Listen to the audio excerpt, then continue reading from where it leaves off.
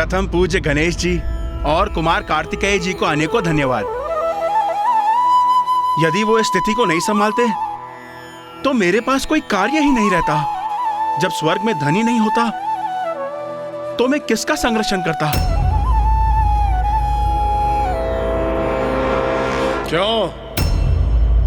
क्या कहा था तुमने कि हम सब देवताओं को यमलोक भेजोगे और हम सभी तुम्हारे आदेश पर वहां आत्माओं की गिनती करेंगे।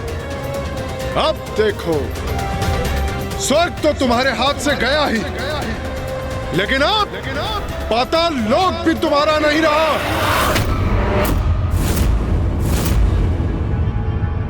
प्रतीत होता है तुम सब असुर यमलोक जाने पर बाध्य होंगे। चिंता मत करो, मैं यमराज से कह देता हूं, वहां जाकर मृतात्माओं के साथ ये चौसर की क्रीड़ा करना। क्यों मित्र शुंभ, विचार उचित है ना?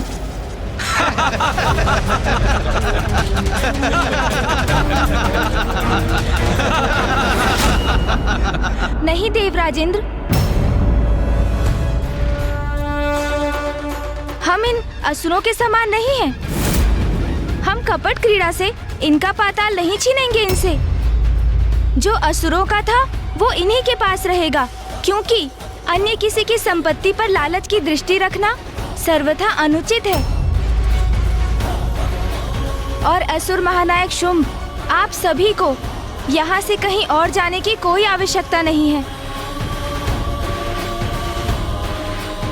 किंतु जो आपने मायावी पासों की सहायता से हमसे छीना था, हमें बस वही लौटाना होगा आपको। जिस पर मेरा स्वामित्व स्थापित हो चुका है, उसे मैं कैसे लौटा दूं?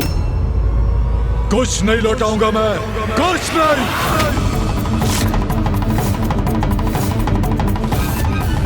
उचित है असुर महानायक शुंभ का निर्णय। हमारे जैसे महायोद्धाओं के होते हुए इन भीरू देवताओं को कुछ लौटाने की आवश्यकता नहीं। युद्ध करना होगा तो वो भी करेंगे हम, किंतु असुरों की इस विजय को पराजय में परिवर्तित नहीं होने देंगे। कदाचित अब इन देवताओं को अपनी सम्मिलित शक्ति का परिचय देना ही होगा हमें। ये दुष्ट तो युद्ध करने को आतुर है। असुर महानायक शुंभ, हमारे मध्य जो नियत हुआ था, जो शर्त थी, उसे तो आपको पूर्ण करना ही चाहिए। और वैसे भी छल से प्राप्त विजय मिथ्या विजय थी आपकी, इसलिए उस विजय के अनुसार आपको जो भी प्राप्त हुआ उन पर आपका स्वामित्व अनुचित है। मेरे ही राजभवन में सत्य असत्य, उचित अनुचित का उपदेश देने की, उद्दंडता करने का दुस्साहस कैसे कर रहे हो तुम? शर्त वर्त निरर्थक है। मेरा निर्णय तो स्पष्ट है। जो कुछ मैंने इन देवताओं से छीना है, मैं कभी नहीं लौटाऊंगा, कभी नहीं, क्योंकि अब देवराज मैं हूं।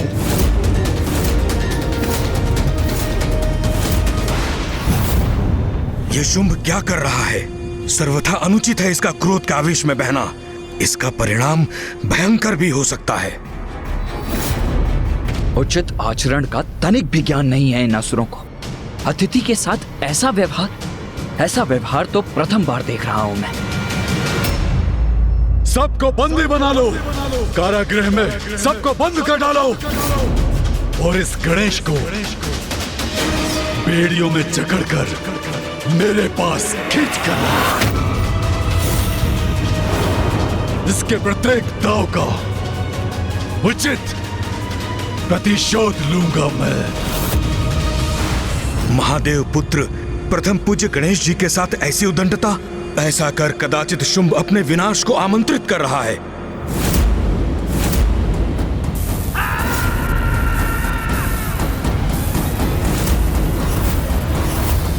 अब हमारी विद्युत शक्ति के बंदी बनोगे तुम।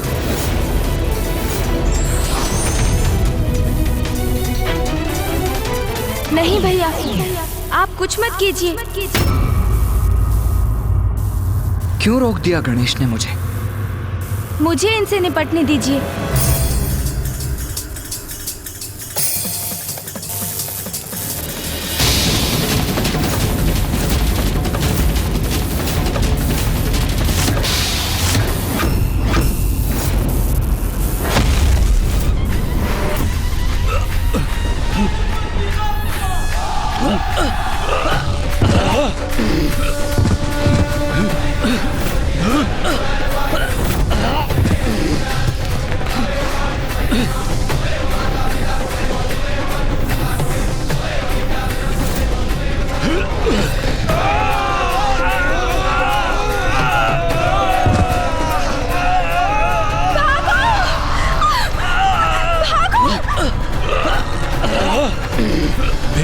राजभवन में मुझ पर और मेरे सेनापतियों पर ही अपनी शक्ति का प्रयोग किया इसने।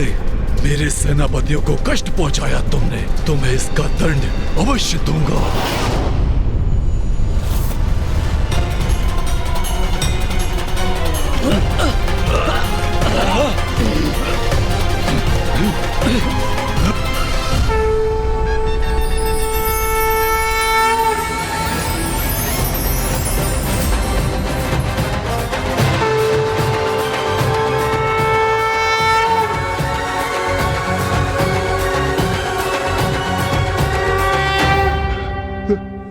ये कैसा प्रकाश है? हमें कुछ दिखाई क्यों नहीं दे रहा है? कुछ नहीं दिखाई दे रहा है।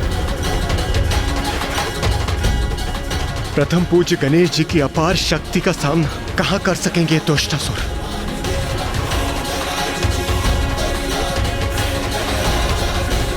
ये कैसा दिव्य प्रकाश है जिससे मेरे नेत्र चौंधिया रहे हैं? प्रथम पूज्य गणेश जी, हम कृतार्थ हो। आपने इस विनाश से हमारी रक्षा ही नहीं की, अपितु अपने इस विराट रूप के दर्शन देकर हमें धन्य किया है प्रभु।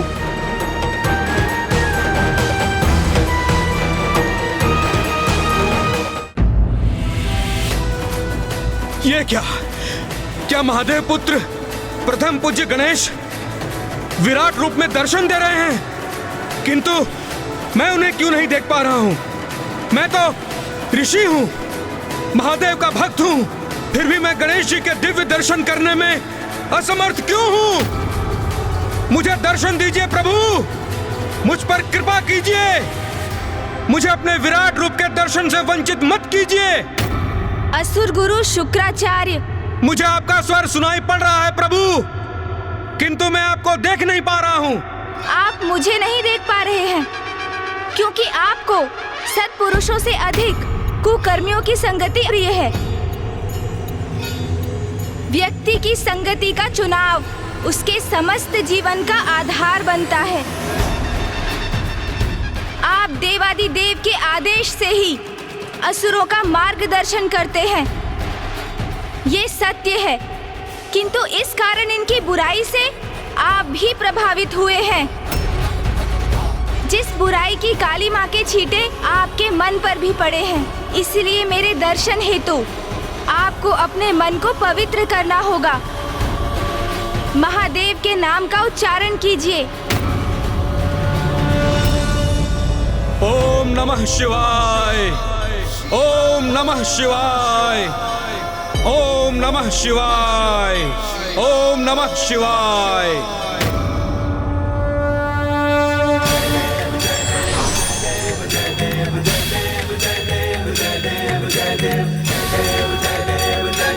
प्रभु,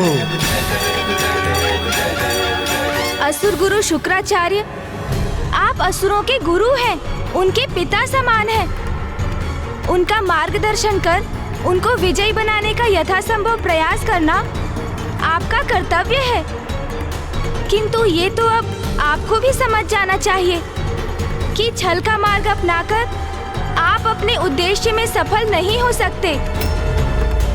आज आप ये क्या करने जा रहे थे? चौसर के दांव से, द्रुत क्रीड़ा से देवराज इंद्र के इंद्रासन, उनके पद और उनके स्वर्ग को उनसे छीनने जा रहे थे। आज के पूर्व भी अनेकों देवासुर संग्राम हुए हैं और असुरों ने आपके मार्गदर्शन में स्वर्ग पर अपना अधिकार स्थापित करने का प्रयास किया है, किंतु आज का ये छल तो अत्यंत अनीतिपूर्ण और निकृष्ट कृत्य था। आपके चरित्र का इतना पतन कैसे हो सकता है असुर गुरु? और इसमें जितना दोष असुर गुरु शुक्राचार्य का है, उतना ही आपका भी है इंद्रदेव।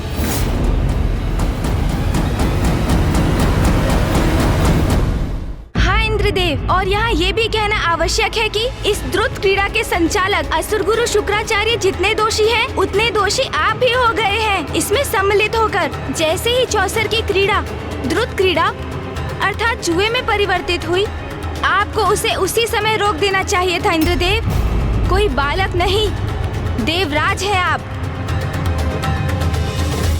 आप अपना विवेक कैसे खो बैठे? देवराज होकर जुए में कैसे फंस सकते हैं आप? आपको तनिक भी ज्ञात नहीं कि द्रुत क्रीड़ा का, जुए का तो एक ही संभव परिणाम है, व्यक्ति का पतन, जो आज आपके साथ भी हुआ। यहाँ देवराज बनकर आए थे आप, किंतु देखते ही देखते अपना सर्वस्व दांव पर लगा दिया आपने। मान, मर्यादा, पद, संपत्ति, अपना सब कुछ खो बैठे आप। और उससे भी अधिक दुख की बात तो ये है इंद्रदेव, उनको भी दांव पर लगा दिया जिन पर एकमात्र आपका अधिकार नहीं, सभी देवी देवताओं का भी सम्मिलित अधिकार है। और इतना ही नहीं, आपने तो अपनी माता, हम सबकी माता माँ कामधेनु को भी दांव पर लगाने में संकोच नहीं किया। आपको तो स्वयं पर लज्जा आनी चाहिए इंद्रदेव। स्मरण रहे, द्रुत क्रीड़ा अर्थात जुए की क्रीड़ा में जो भी सम्मिलित हुआ है, उसने सदा अपने पतन का मार्ग निर्धारित किया।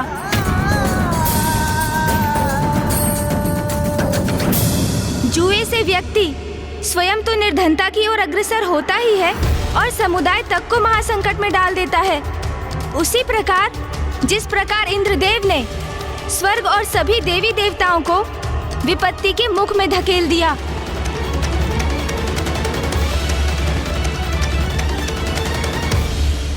इतिहास साक्षी रहेगा कि जब जब संसार में द्रुत क्रीड़ा होगी, जुआ होगा, तब तब संसार विनाश और पतन की क्रीड़ा का भी प्रत्यक्षदर्शी बनेगा।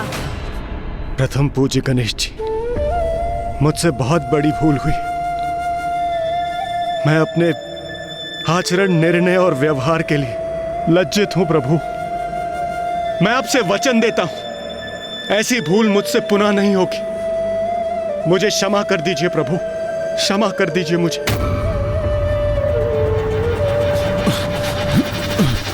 ये क्या हो रहा है? असहनीय पीड़ा हो रही है मुझे। प्रतीत होता है दृष्टिहीन हो जाऊंगा मैं।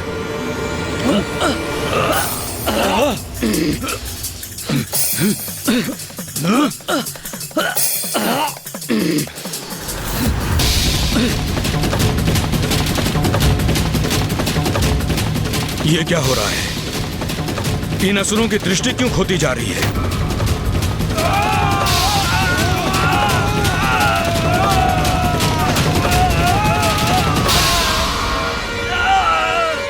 मेरे इस विराट रूप में मेरे दर्शन सभी के लिए संभव नहीं है असुर गुरु शुक्राचार्य।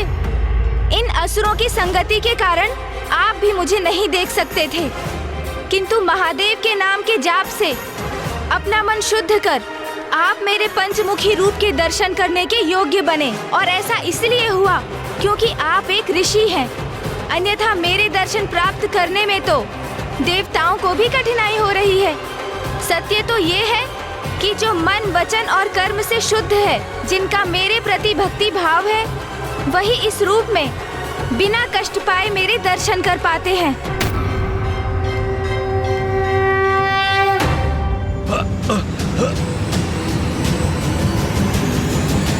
शुंभ निशुंभ, चंड मुंड, रक्त बीज और धूम्रलोचन, इन चारों के विचारों और कर्मों दोनों में ही अशुद्धियां हैं।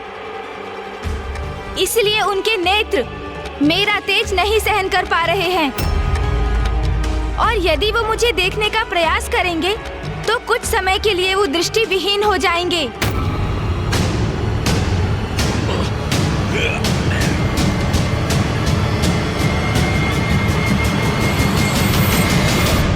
अभी भी समय है, संभल जाइए असुर गुरु। शुंभ निशुंभ और उनके सेनापतियों को ब्रह्मदेव और महादेव से वरदान अवश्य प्राप्त है, किंतु आप भूल रहे हैं। यदि वो पुनः अपनी सीमाओं का उल्लंघन करेंगे तो उन्हें उनका दंड अवश्य प्राप्त होगा, और उन्हें दंडित करने वाली शक्ति इतनी प्रचंड, इतनी शक्तिशाली होगी कि इन्हें ऐसी भयंकर मृत्यु प्रदान करेगी कि इनके शव भी नहीं पहचान सकेंगे आप। इसलिए ऐसी कोई परिस्थिति उत्पन्न मत कीजिए जिसके कारण पुनः देवासुर संग्राम छिड़ जाए, क्योंकि आपके शिष्य असुर कितने भी बलशाली क्यों ना हो जाएं, उनके अधर्म के प्रति उनका रुझान और उनका अविवेकपूर्ण आचरण उन्हें कभी विजय नहीं होने देगा।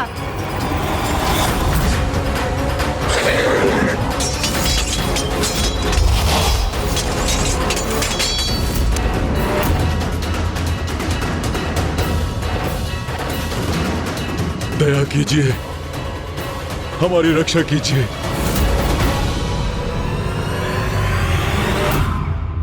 असुर गुरु शुक्राचार्य, ये मेरी चेतावनी है आपके लिए।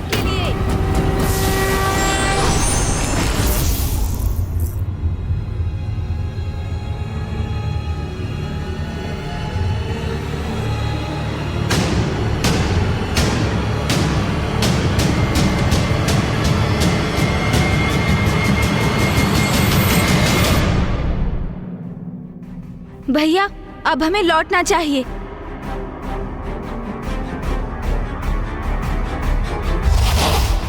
मैं इनको नहीं जाने दूंगा। मैं इनका वध कर दूंगा।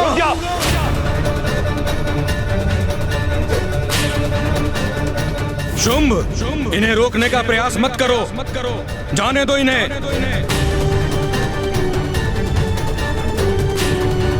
हमने इनसे जो भी प्राप्त किया है शांति पूर्वक लौटा दो।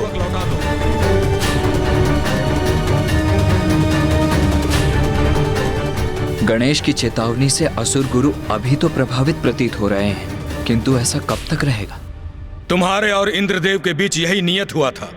उस शर्त की मर्यादा का पालन करो और देवताओं की निधियों को वापस लौटने दो।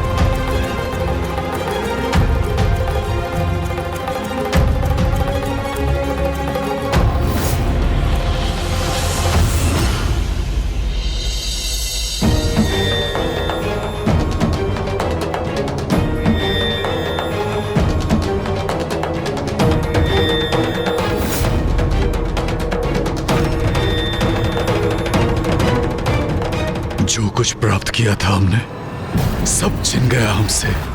हमारा पाताल पुनः अपनी समृद्धि खो रहा है।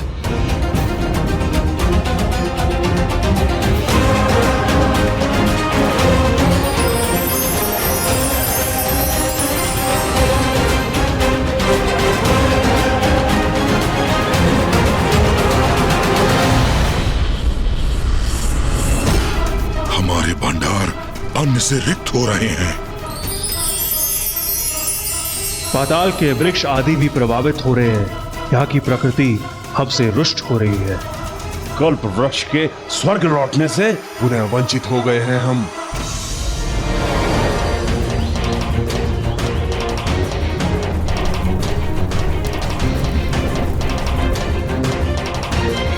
हमारी विजय को पराजय में परिवर्तित कर दिया इन दोनों ने। आप बड़े चिंतित प्रतीत हो रहे हैं, किंतु आपको चिंता करने की कोई आवश्यकता नहीं है। असुर महानायक शुंभ जी, आपकी मणियां और स्वर्ण जो आपने स्वर्ग लोक भेजे थे, वो सभी आपके धन कोष में लौट चुके हैं, क्योंकि आप असुरों के विपरीत अनुचित साधन से प्राप्त किसी भी वस्तु को अपने अधिकार में नहीं रखते। हम मेरे विचार से हम यहाँ जो करने आए थे वो हो चुका है। अब सब कुछ यथावत हो गया है, तो हमें यहाँ से प्रस्थान करना चाहिए गणेश।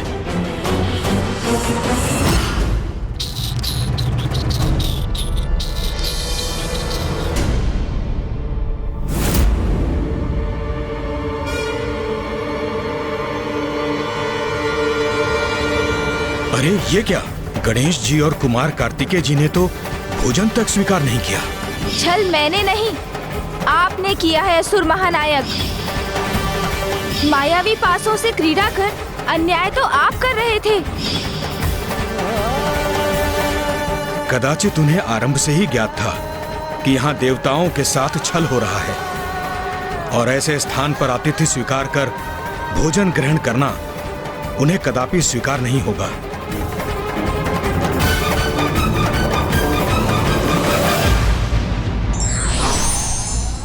सत्य उजागर होने के बाद जो अपनी भूल नहीं सुधारते वो दंड के भागी होते हैं।